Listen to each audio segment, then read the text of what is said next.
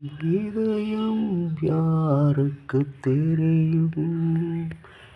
என் வேதனை யாருக்கு புரியும்? என் தனிமை, என் வேதனை யார் என்னை தேற்றுவார்? யார் என்னை தேற்றுவார்? என் இதயம் யாருக்கு தெரியும்?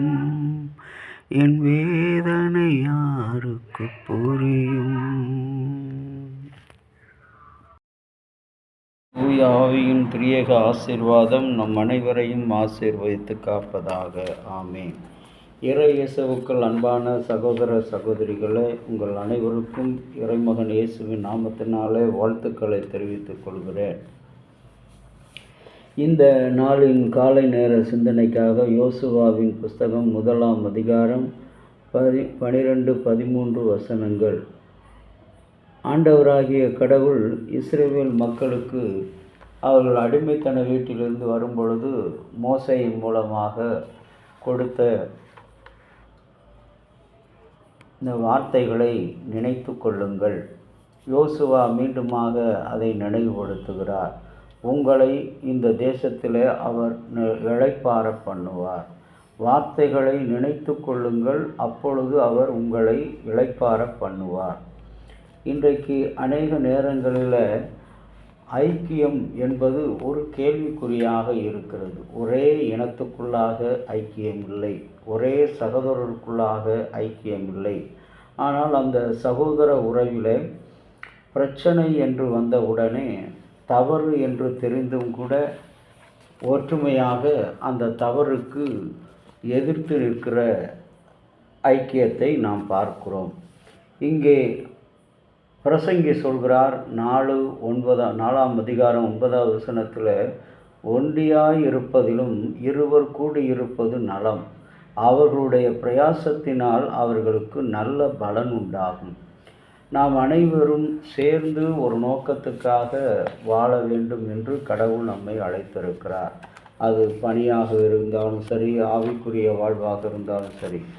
இஸ்ரவேல் மக்கள் ஒரு குழுவாக, ஒரு கூட்டமாக வாழும் பொழுது அவர்களிடத்தில் ஐக்கியம் காணப்பட்டது. துன்பத்திலும் கஷ்டமான நேரத்திலும் சஞ்சலமான நேரத்திலும் ஒரு ஐக்கியம் காணப்பட்டது.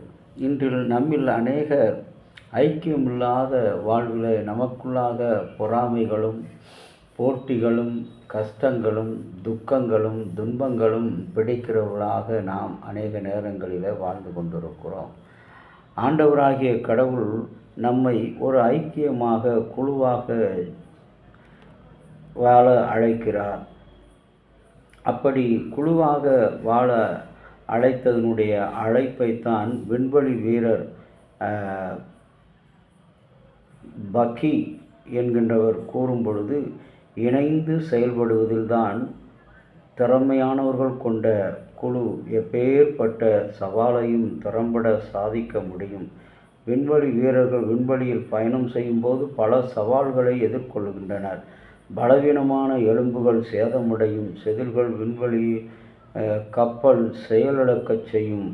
அப்படி பொல்லாத இன்னல்கள் இடையூறுகள் வரும் பொழுது நாம் இணைந்து ஐக்கியமாக வாழ வேண்டும். ஆனால் இன்றைக்கு தவறுகளுக்கும் தீமைகளுக்கும் ஆண்டவருக்கு விரோதமான காரியங்களிலே ஒன்றாய் வாழ்வதற்கும் நாம் ஐக்கியத்தை தேடுகிறோம். ஆனால் இந்த தவசு காலங்கள் நம்மை அழைப்பது, நீ என்னோடு இருக்க வேண்டும், நீ என்னோடு இருக்க வேண்டும், உன்னை நான் இளைப்பாற பண்ணுவேன், உனக்கு கொடுத்த வாக்குத்தத்தங்களை, உனக்கு கொடுத்த கட்டளைகளை, கற்பனைகளை நீ நினைவு கூர்ந்து என்னோடு ஐக்கியப்பட வேண்டும். கடவுளோடு ஐக்கியப்படும் பொழுதுதான் உண்மையான நோக்கம், உண்மையான ஆசீர்வாதம். அந்த ஐக்கியத்தை இந்த நாட்களிலே, தபசு நாட்களிலே நாம் கொண்டு வாழ கடவுள் நம்மை அழைக்கிறார். அப்படிப்பட்ட மேலான ஐக்கியத்துக்காக இந்த நாளிலே கடவுளை நோக்கி நாம் தினமும் நேரம் கிடைக்கும் போதெல்லாம் அவரை துதிக்கவும் தோத்தரிக்கவும், நம்முடைய குற்றங்களை பலவீனங்களை எல்லாம் நினைக்கவும், அவர் நம்மை எந்த இடத்துல இருந்து தெரிந்து கொண்டார் என்று சொல்லி நினைத்து பார்க்கவும் அழைக்கப்படுகிறோம். அப்படிப்பட்ட எண்ணங்களோடு செயல்பட கடவுள் இந்த நாளை உங்களுக்கும் எனக்கும் ஆசீர்வதித்து தருவாராக. ஜெபம் செய்வோம். இரக்கமுள்ள பரலோக பிதாவே, மோசேயின் மூலமாக உங்களுக்கு கொடுத்த வார்த்தைகளை நீங்கள் நினைத்து கொள்ளுங்கள். அப்பொழுது நான் இந்த தேசத்தில் உங்களை இளைப்பாற பண்ணுவேன். நம்முடைய வாழ்க்கையில் கடவுளுடைய வார்த்தைகளை நாங்கள் தேவனே நாங்கள் நினைத்து உம்மோடு இணைந்து கொள்கின்ற வாழ்க்கை, உம்மோடு இணைகின்ற வாழ்க்கை, உம்மோடு அமருகின்ற வாழ்க்கையை உடையவர்களாக இருக்க நீர் எங்களுக்கு துணை புரிந்தருளும். இறைமகனும் மீட்பரும் இரட்சகரும் ஆகிய இயேசுவின் பொற்பாதம் அணிந்து வேண்டிக் கொள்கிறோம் நல்ல பிதாவே, ஆமேன். தந்தையாகிய கடவுளின் அன்பும் மைந்தராகிய இயேசுனுடைய அருளும் பரிசுத்த ஆவியினுடைய நல்ல உறவும் பாதுகாப்பு உங்கள் அனைவரோடு இருப்பதாக. ஆமேன்.